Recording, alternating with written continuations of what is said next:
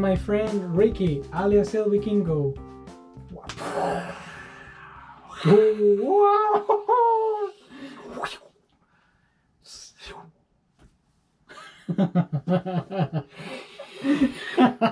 vampires. The energy and vampires. And energy vampires. So yeah, energy. We're not crazy. Just a little bit. A good amount for creativity, you know. Yeah. Yeah.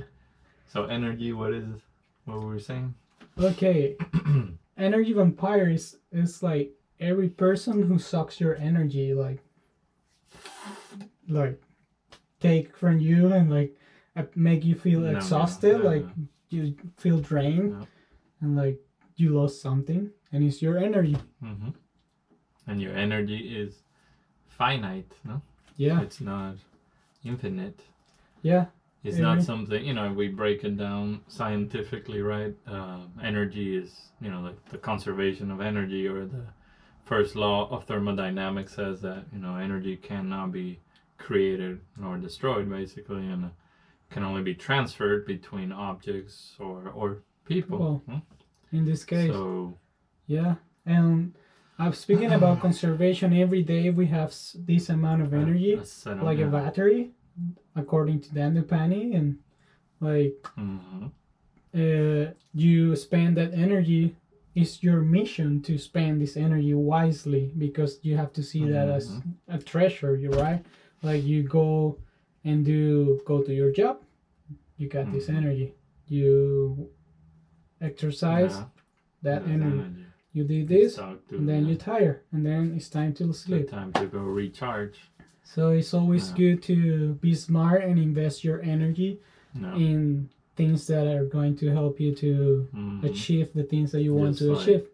And Dandapani gives the example with money too, like comparing energy and money. It's like most people, you know, money is something that you can really visualize and picture, and you know that there's finite, it's a certain amount, and you try to spend it wisely and save it and try to make it grow.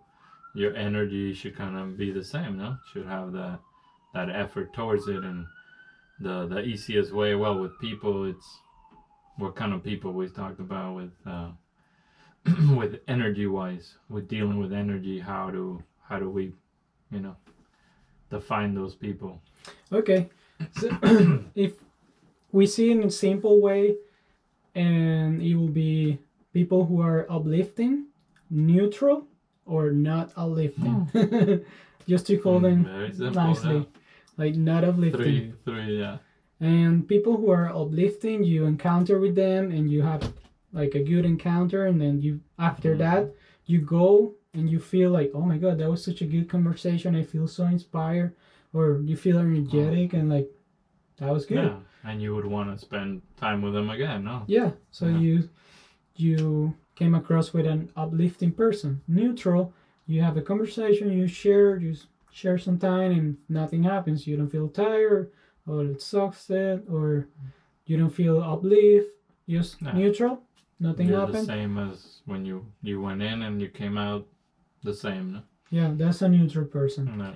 And not uplifting, you have an encounter with this person and share some time or whatever, speaking, and then as soon as you're done, you feel exhausted and tired, like, oh my god, that was exhausting. I don't want to see this guy or whatever. You don't want to see them again for a while, and then you try to start picturing. But about, also evaluating that, no? Yeah, you can tell us a little bit about people, evaluating and. Well, the difference between judging versus evaluating. This good example with judging somebody is just, you know, judging them on first impression, like what they're wearing, whatever. You could be like, oh, that guy's, you know, has a torn shirt or whatever, and you're like, oh, he's a, you know, a homeless guy who lives in the street, or he's a guy who got out of prison, or whatever the heck, you know. But you don't really know anything. Know them. You don't know facts. anything about them. Or proof. Evaluating would be like spending time with him, maybe, or her, and going on different occasions to, you know, have lunch or different meetings, and then you can evaluate a better, you know, picture of this person, in the sense of if it's an energy vampire or not. Well, if you went out with this person 20 times, and 18 times you felt drained and you felt exhausted after meeting with them, then it's a good chance that they're a energy vampire, no? Yeah, and also you can make like a evaluation out of like 10 encounters with this person, the vampire, and you feel exhausted like 9 or 8 times, and you can make it's pretty obvious is energy vampire. And then also you need to try to differentiate versus an inherent energy vampire, somebody who's just like that forever, always naturally, or somebody who's temporary. Maybe it's a good friend of yours who's going through a rough time. They lost their job, they lost their they're going through a divorce, whatever it is, and they may need a little more of your energy, and you're willing to do it because they're your friend. But if it's somebody who's just constantly basically taking like your energy and making you feel drained and then you're like, you have to kind of be able to protect yourself from that. Yeah. And how do we do that? Oh, any tools for that? Yeah. So, well, like Dandapani says, like practicing the art of like, what's the word? Practicing the art of like being emotional detached from this encounter in this situation. And you don't want to be rude, or you don't want to like, I don't know. There's no reason to be rude or. Like the example he says, if you're on the street and we come across, or you can be just polite and say like. Yeah, you don't have to run and run away from the person. You see them and you're like, oh no, I don't want to talk to this guy. Yeah. No, you can still be polite. Yeah, and maybe this person approach and tells you, how are you? And you go, oh, I'm doing fine. But you don't want to maybe ask them how they're doing. Like, because then they're going to just start dumping all their stuff on you. Yeah. So maybe you might be smart and say, I'm doing great. What's such a good day, right? Yeah. And then maybe like wish them a good day and say like, I have to go. Yeah, I have to go. Continue your way. I'm busy today. I have really important things to go do, and I wish them a good day and just part ways. And and it's always important to like with this energy, like we said, be smart, right? Where to put it. And I think if you look online, we were doing kind of a little bit more research, and it was like, there's things out there that say, oh, there's like 6 different types of energy vampires, or I saw one that was even 17 or 20 something. It's like, doesn't, if you want to start breaking it down, go ahead. But the most simple way is just, you'll know right away, like, how do you feel? You spend time with, some person, and right after, evaluate, judge it. How did you feel? Did I feel uplifted, good? I felt the same, or I felt drained? Then you kind of, it's like having an investment. Your money is in the stock market, and you have it in company X, and company X is just draining, making you lose money.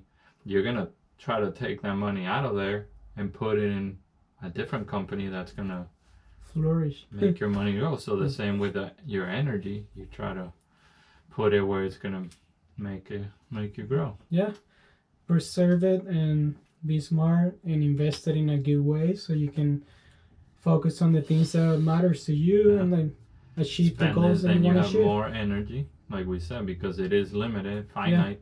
So if you're spending it on some energy vampire that you don't want to, once you cut that relationship and you have more energy, now I can spend it with your loved ones, so your spouses, your mom, your dad, your kids, your dog, practicing something, a hobby or whatever. Invest it in yourself. That's a good way. Invest in yourself. Very good. I think we said everything. What do we say?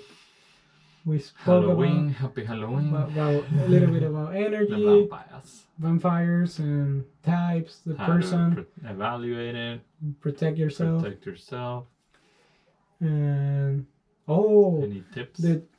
There's also like the other type of energy vampires. Like it's like emotional stuck in your subconscious, like something you haven't worked through, and It's draining you. For you, yeah. Because you have an experience and maybe it's attached to an emotional state that is not very helpful to you and it's making you feel sad or depressed or something. And that's another type of energy vampire. It's just some kind of some old unresolved situation from your past. And a good way to deal with that is just to sit down and write about it and then burn this paper. And if it's something that is heavy or really strong emotion, you might do that like do it more than once. 3 or 4 times or something like. I think we talked in the last time with gratitude about writing things down and how, you know, it is like you feel it, no, and like almost that whatever this negative thing is, if you're writing it down and trying to get it out there, and then, you know, burning it symbolically, kind of like transforming that energy of like, because we talked about the energy that you can put in a piece of paper, like with Carlos, I think said last time with your children when they make a little drawing, and you're like, you know, this drawing is, you know, it's on a cheap piece of paper, or it could be on a napkin or anything, and you save it because you know that it's full of love. You know, they put this energy in there when they made it, and most parents will keep it, you know, put it on the fridge or keep it for forever, you know. Yeah. So energy can be transferred like that. That's a good way to deal with that too. See. And we hope you guys are making good decisions and being smart with your energy. And there's people out there who know more about this than us, and feel free to comment and, you know, help us out too, because we're also trying to learn as much as the vampires. Keep away from those. Enjoy your Halloween and good surfing. Estas fueron las vibras buenas de hoy. Agradecemos al mundo entero por sintonizarse.